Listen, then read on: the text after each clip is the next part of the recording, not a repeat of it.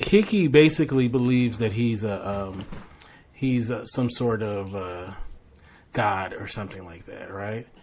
And Hickey decides that he's going to gather the men together to face off with Tuunbaq, right?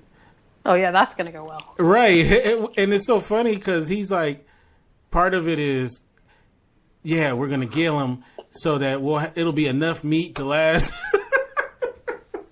forever, and it'll be enough, fur and.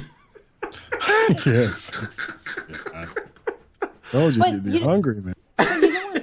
If it's ill, we should put every shot we have in its head and butcher it. Now, while it's weak. I have a different plan. Well, perhaps it's time you told us what that plan is. That creature is everything we need. Meat and fur. We can make at least 10 great coats out of it. And make it back to London full bricks. You think you're going back? Where else are we hoping to get? I can't go back.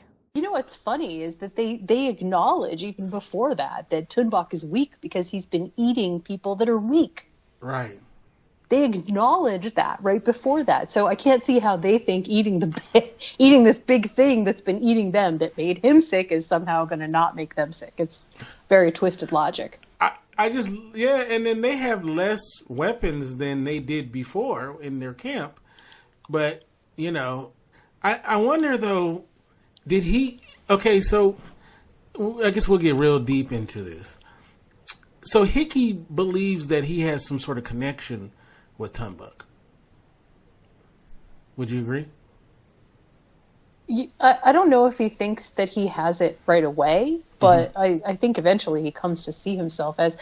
I think it's actually he seems to think that he is also that if Lady Silence could control Tuunbaq, why can't he? Right.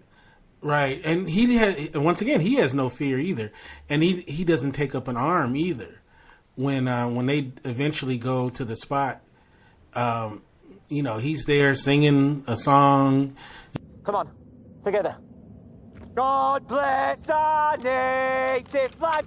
May heaven's protecting hand still guard our shores. May peace and power extend. Oh, come on! And he seems almost like a cult leader, as his men are taking the poison, in Jamestown or something like that. That's how he kind of comes off. And I love how they were warning the men that if you run, he's gonna get you. And then one guy, he just starts running. And what they say, they tell him, there's nothing over there, whatever. There's nothing that way, Mr. Ho! That guy there's nothing over there. Yeah, that was so hilarious, that scene. And then, so what do you guys think about the whole face-off? Because, I was actually expecting initially that maybe Tuunbaq was going to pop out, and it was going to be a surprise. But then I liked the way, but once they got to the spot and then they showed that, he was coming from a distance. So they had time, to get, gear up while he's coming at him. What did you think about the face-off? And we'll save the part with Hickey.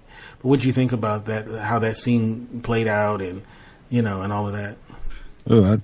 I think it played out the way that it should have. Totally uncontested, butt whooping.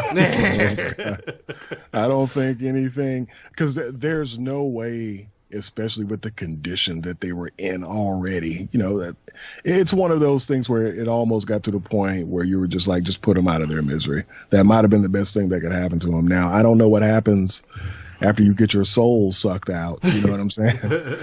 But, I think that it went down. I think it went down pretty well. I thought that sometimes and I know that their budget isn't great, so I'll have to say that some of the CGI shots, left a lot to be desired. But I think with the budget that they were given and how they used it, I thought that it was, pretty effective.